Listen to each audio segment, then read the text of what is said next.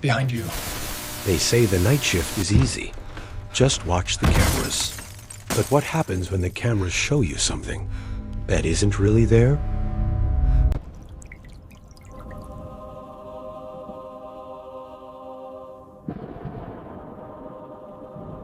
Welcome back, little ravens.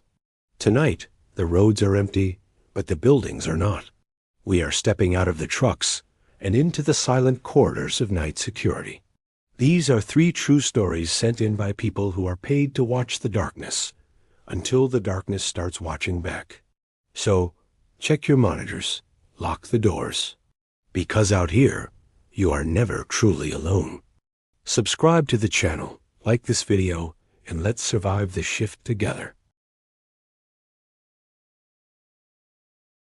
My name is David, and I've been working security for over a decade.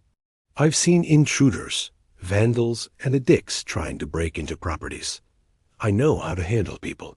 But what I encountered last winter at the decommissioned St. Jude's Hospital Annex wasn't a person.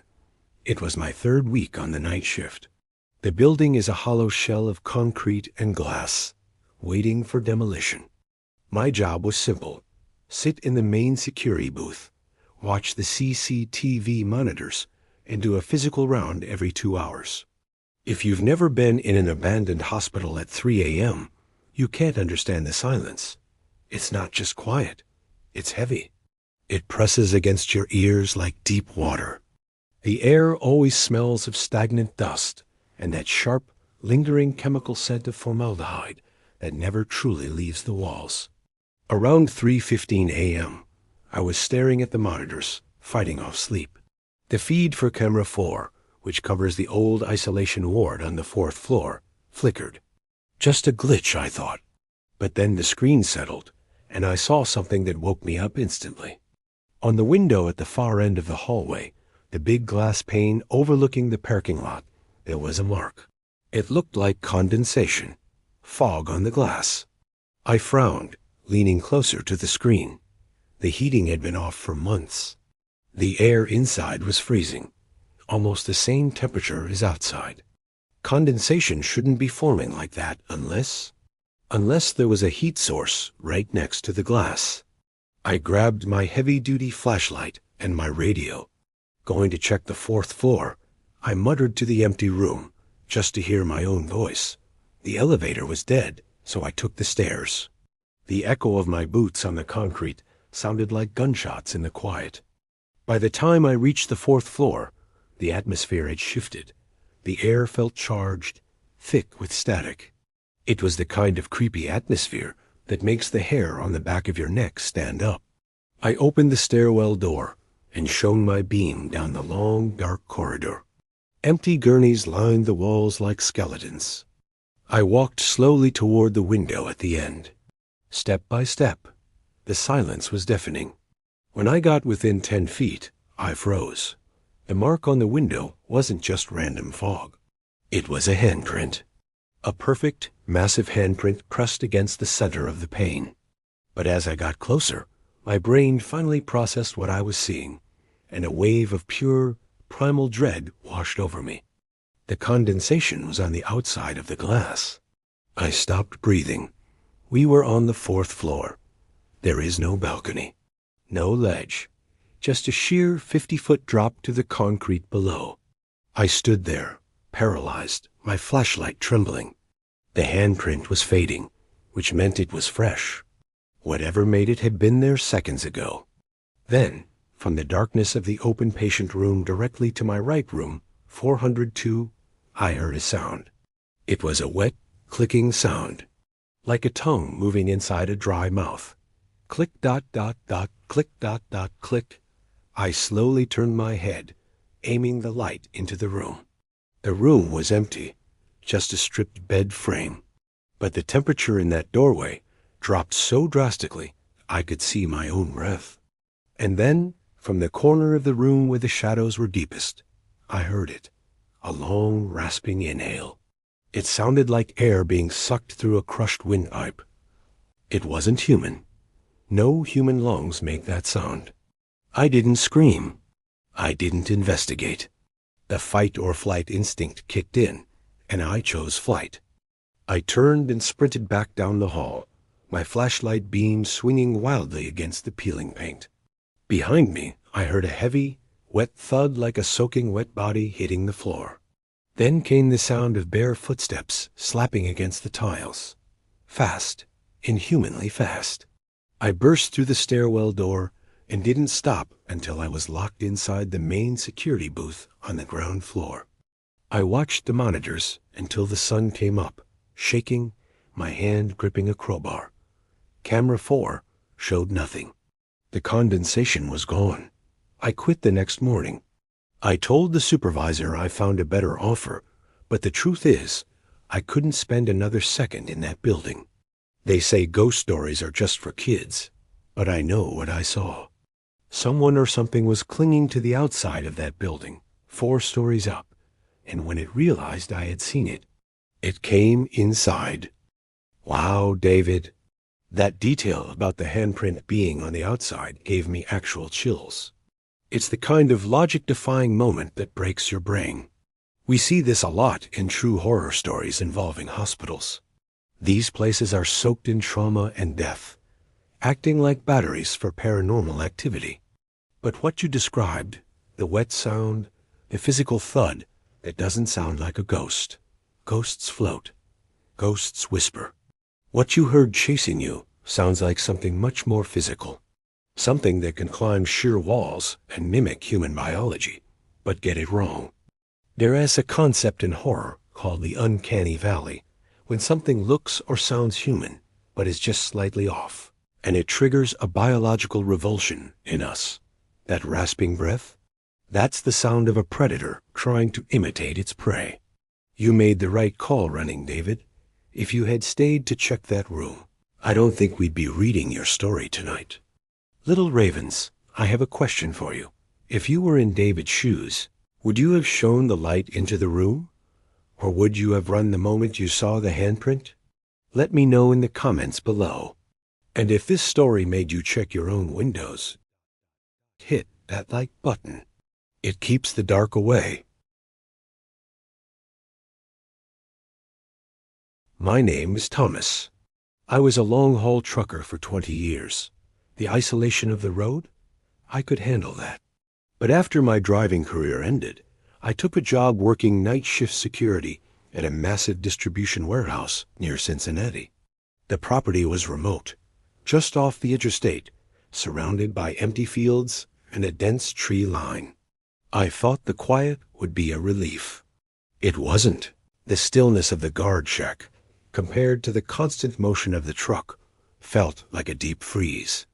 My only company was a battered handheld radio, constantly spitting out a low, familiar white noise. That static was my security blanket, a reminder that there was still something happening on the airwaves. One night, the temperature plummeted. A thick, gray fog rolled across the property, swallowing the shipping containers whole. The air in the shack smelled like cold, damp earth and ozone. At around 3:30 a.m., the power supply hiccuped. The lights flickered and returned. The radio, which I'd left on the floor, immediately erupted with a violent, jarring burst of static. This wasn't the regular hiss. This was aggressive, pulsing. It sounded like a frantic, struggling heartbeat underneath the noise. I reached down, intending to switch it off, but I froze. For a split second, the static cut out entirely. The silence was absolute. And then, a voice clear, cold, and utterly detached came through the speaker. It was my own voice. It simply said, "Thomas." My blood turned to ice. I was alone. There was no one else on the frequency. That was the moment the paranormal activity started feeling real. I scrambled back, hitting the wall. The radio fell back to the carpet, and the static returned, settling into that rhythmic, almost breathing pattern. I grabbed my flashlight and forced myself to check the perimeter. I was fighting the paranoia, but every shadow was now an unexplainable entity. I walked around the massive metal containers. The fog had become a solid, white barrier. As I swept my light across the rows of cargo, my beam caught something unusual near the loading dock. a sharp, almost painful reflection. I aimed the flashlight directly at it. Standing there, perfectly still, inches from a container, was a figure, tall, wearing a faded, out-of-date security uniform. I was expecting a trespasser. I was not expecting his face. Where his features should have been, the skin was completely smooth, like wet, polished granite. No hair, no eyes, just two dark, deep indentations that somehow held my gaze. His mouth was a perfect, stitched horizontal line. He was utterly still, absorbing the light. This shadow figure didn't move. He didn't blink. He just watched. I stumbled backwards, dropping the flashlight. The light rolled under a truck. I didn't stop to retrieve it. I ran back to the shack, slammed the heavy metal door, and locked it. I waited for what felt like an eternity, listening to the static thump, thump, thump from the floor. When I finally peered out the window, the figure was gone. The fog was lifting. I crept over and grabbed the radio. The static had vanished. The unit was dead quiet. And then I saw the physical evidence. Scrawled across the smooth black casing of the radio, etched with something sharp and thin, were 3 words. I fixed the static. I had been holding the radio earlier. I know I didn't write it. That thing wasn't just watching the perimeter. It was inside my head, and it had violated my last source of comfort. I resigned the next morning. You can't guard a property when the real danger is something that knows your name and fixes your technology. I know it sounds like a complete lie, but I'm telling you, it was real. And I often avoid going to places that remind me of isolation because I don't know if it will happen again. Thomas, the precision of that encounter is what makes it a chilling piece of true horror. You combine the claustrophobia of the guard shack with the vast, inescapable isolation of the trucker's life. The road follows you home, doesn't it? When an entity not only interacts with technology, but improves it to communicate, it implies a terrifying level of intelligence. It wasn't a monster. It was a clever predator. It wanted the noise gone, so it could have your undivided attention. And the face like polished stone, the ultimate uncanny valley. Something that looks human, but entirely empty. It denies us the ability to empathize or understand. Little ravens, let me ask you, if a paranormal entity can fix your technology, what is the real job of a night shift worker? To guard the property, or to simply keep the thing company? Comment your theories below. And remember to subscribe if these creepy tales stay with you. Feed the channel to help us keep the darkness contained. My story is the one I hate to revisit, but I needed to tell you. It happened while I was working at a large, decommissioned federal building downtown. It was a concrete monstrosity, mostly used to store obsolete government archives. Everyone in the security firm knew the building had a reputation for being haunted, but I had a family to feed, so I took the shifts. The worst part of the building was the single, massive sub-level basement that housed the old boiler and ventilation systems. My night shift routine required a physical check down there once every shift.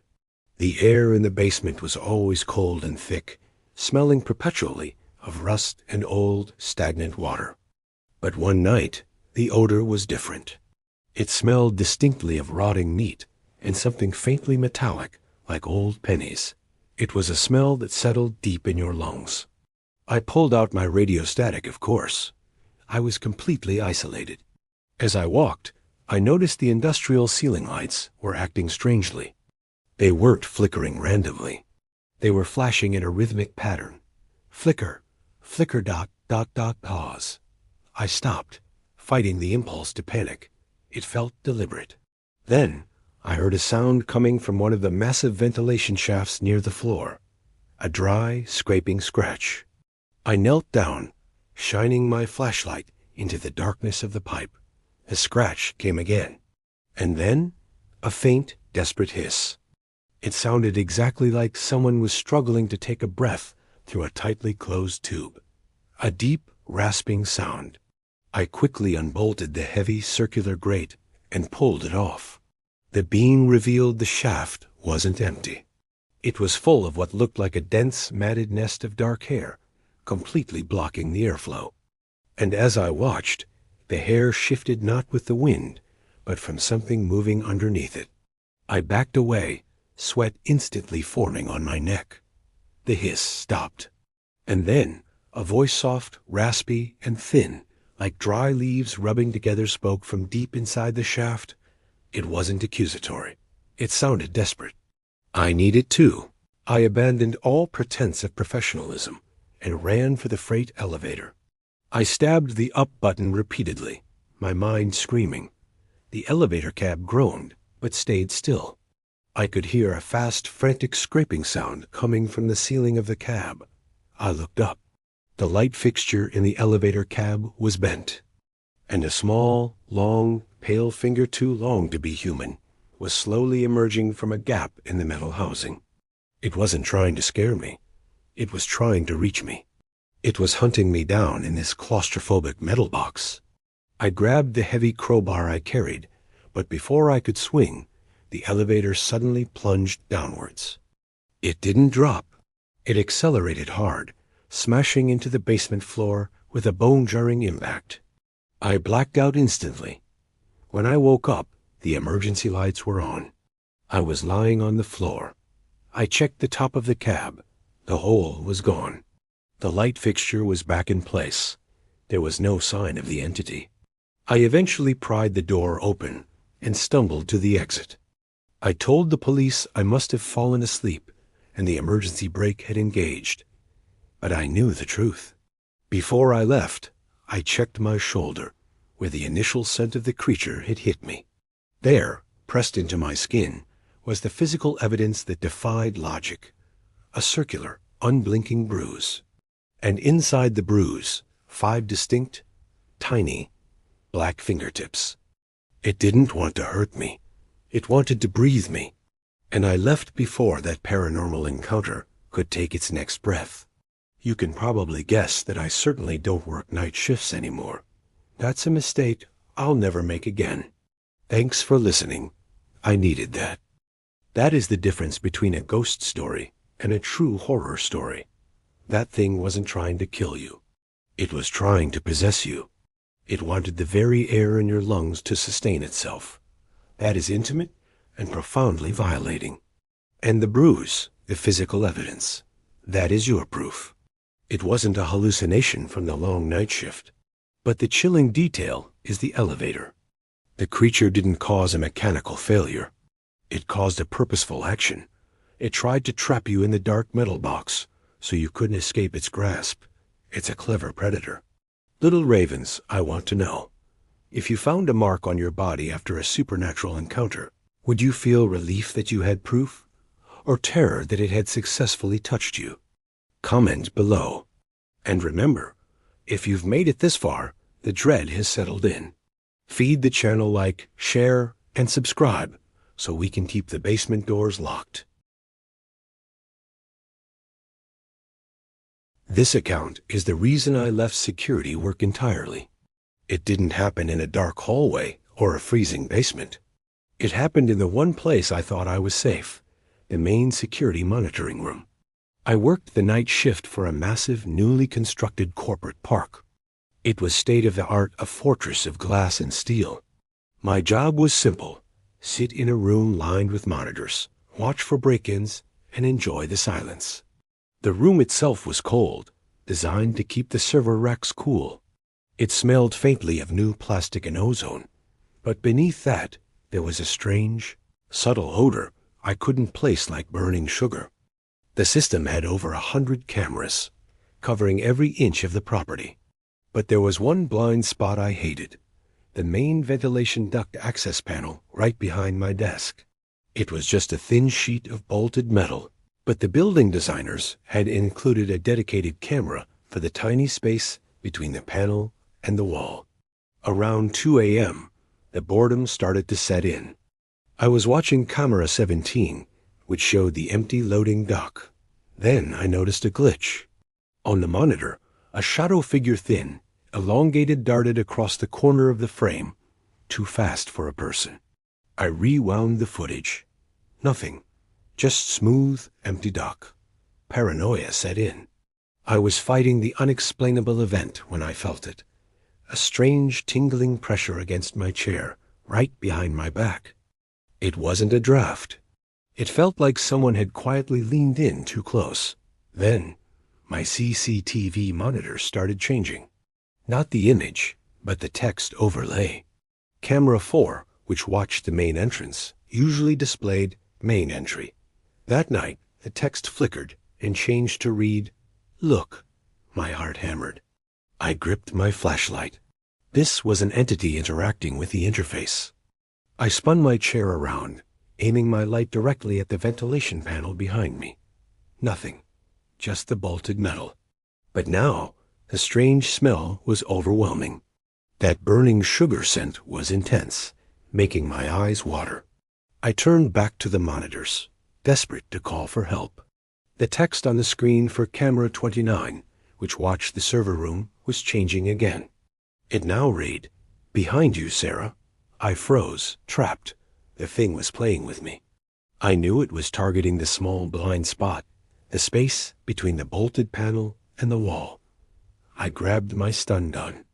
Then I heard a quiet, almost playful tap-tap-tap against the ventilation panel, right behind my head. I grabbed my flashlight and hit the metal panel hard. The noise was deafening. When I looked back at the monitors, all the customized text was gone. Everything was back to main entry, server room, etc. The system was normal. I stumbled out of the room. I had to know if it was real. The next morning, the day shift supervisor found me pale and shaking. He tried to tell me the crash was caused by a loose wire. But when I went back into the room, I noticed the physical evidence. The metal ventilation panel I had hit was slightly bowed inward. And where the thing had been tapping, there was a single, clean smudge of a dark, greasy substance, smelling faintly of that sickening sweet sugar. I cleaned the smudge, but I couldn't clean the feeling.